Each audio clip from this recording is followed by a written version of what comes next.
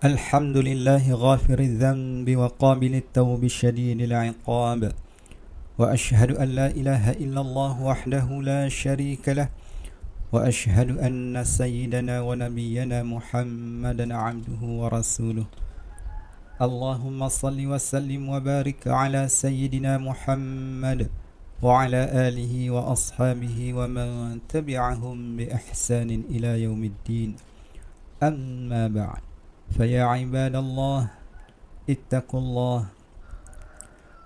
الله الذي تساءلون به والأرحام إن الله كان عليكم رقيبا. Ikhwani muslimin, saya menasihati diri saya sendiri dan sidang jemaah sekalian agar kita berusaha meningkatkan ketakwaan kepada Allah Ta'ala dengan penuh keyakinan dan keikhlasan dalam melaksanakan segala suruhannya dan menjauhi segala larangannya.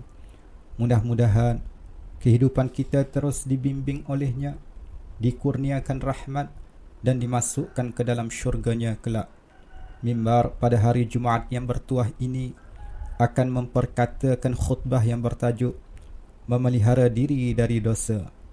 Hadirin sidang Jumaat yang dikasihi sekalian, antara sifat manusia adalah mudah leka dan alpa sehingga melakukan perbuatan-perbuatan yang melanggari hukum Allah Subhanahu wa taala. Sebagai umat Islam, kita telah diajar dan dididik untuk senantiasa memelihara diri dan memantapkan iman supaya menjadi orang yang benar-benar bertakwa dan mentaati perintah Allah. Allah telah menjelaskan melalui ayatnya dalam Al-Quran berkaitan azab terhadap orang yang melakukan perbuatan dosa dan maksiat. Malangnya, masih ada juga di antara kita yang terus melakukan perbuatan mungkar dan maksiat dengan sengaja. Bahkan, ada yang melakukannya secara terang-terangan. Kita sebagai orang Islam sewajarnya sedar bahawa semua perbuatan buruk kita bakal diadili oleh Allah Subhanahu wa taala di akhirat nanti. Firman Allah Subhanahu wa taala dalam surah Al-Zalzalah ayat 8, "Wa man ya'mal mithqala dzarratin syarran yarah." Maksudnya, dan sesiapa berbuat kejahatan sebesar zarah, nescaya akan dilihatnya dalam surat amalannya.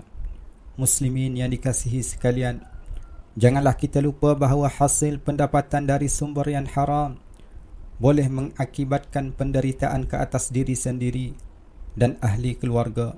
Kerana setiap suap dari sumber yang haram, maka api nerakalah balasannya. Sabda Rasulullah sallallahu alaihi wasallam, "Kullu lahmin nabata min suht, fan-naru awla bih." Maksudnya, setiap daging yang tumbuh daripada perkara yang haram, maka neraka lebih layak baginya. Hadis riwayat At-Tabrani.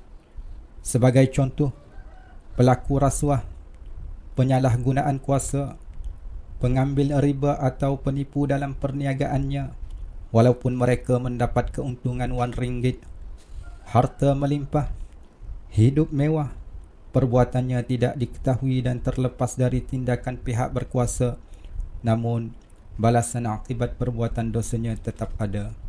Muslim yang dikasihi sekalian, seseorang yang melakukan maksiat atau dosa diwajibkan bertaubat kepada Allah Subhanahu wa taala dengan segera. Ia adalah bagi mengelakkan diri dari ditimpa azab kemurkaan Allah Subhanahu wa taala lantaran dosa yang telah dilakukan. Ketahuilah bahawa taubat atau kembali patuh kepada Allah Subhanahu wa taala mempunyai beberapa syarat dan peraturan. Ia telah dijelaskan oleh para ulama Islam di dalam karangan mereka. Antara syarat tersebut adalah: pertama, seseorang yang telah melakukan kesalahan dosa hendaklah menyesal di atas perbuatan berkenaan dan bertekad tidak akan mengulanginya lagi. Kedua, mengucapkan istighfar, yakni permohonan ampun di atas dosa kesalahan itu. Yang ketiga, memperbaiki perbuatan dan tingkah laku supaya ia dapat menghapuskan kesan kesalahan yang telah dibuat.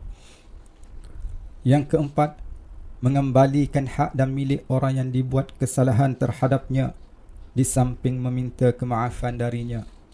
Justru marilah sama-sama kita menghayati sabda baginda Nabi sallallahu alaihi wasallam, innallaha yaqbalu taubatal 'abd ma lam yughargir. Maksudnya, sesungguhnya Allah Subhanahu wa taala bersedia menerima taubat dari seseorang hamba selama mana nyawanya belum berada di kerongkongnya. Hadis riwayat At-Tirmizi. Muslimin yang dirahmati Allah, marilah kita berusaha mengawal dan memelihara diri daripada perkara-perkara yang boleh menyebabkan berlakunya maksiat dan dosa. Antara kaedah dan cara terbaik ialah: pertama, sentiasa merasakan muraqabah Allah Subhanahu wa taala, iaitu kita diawasi dan diperhatikan olehnya, yang maha mendengar lagi maha melihat. Kedua, mengingatkan diri tentang nikmat-nikmat yang telah dikurniakan oleh Allah Subhanahu wa taala kepada kita, seperti nikmat tubuh badan, nikmat kesihatan, nikmat hidup, nikmat rezeki dan sebagainya. Apakah setelah kita menikmati pelbagai anugerah tersebut, adakah wajar bagi kita melakukan penderhakaan kepada Allah Subhanahu wa taala dan tidak bersyukur kepadanya? Ketiga, memperbanyakkan ingatan kepada kematian, kerana ia sahajalah pemutus segala keinginan hawa nafsu dan syahwat. Keempat, menginsafi bahawa kehidupan di dunia ini hanyalah sementara dan masa yang ada adalah untuk mengabdikan diri kepada Allah Subhanahu wa taala. Manakala yang kekal abadi ialah kehidupan di akhirat kelak, di mana setiap kita akan diadili di hadapan Allah Subhanahu wa taala. Muslimin yang dirahmati Allah, kesimpulan khutbah pada hari ini, kita perlu berusaha untuk menjadikan diri sebagai hamba Allah yang dikasihinya dengan mentaati segala perintahnya dan menjauhi segala larangannya.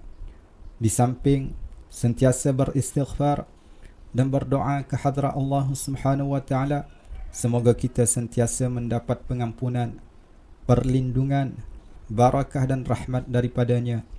Mohonlah kepadanya semoga negara kita dipeliharanya dari sebarang bala bencana, selamat dari azab siksa dan beroleh keamanan dan kesejahteraan. Amin ya rabbal alamin. A'udzu billahi minasyaitonir rajim. وما أرسلنا من رسول إلا ليطاع بإذن الله ولو أنهم إذ ظلموا أنفسهم جاءوك فاستغفروا الله واستغفر لهم الرسول لوجدوا الله توابا رحيما. Maksudnya, tidaklah kami mengutuskan seorang rasul pun kecuali supaya dipatuhi dengan izin Allah.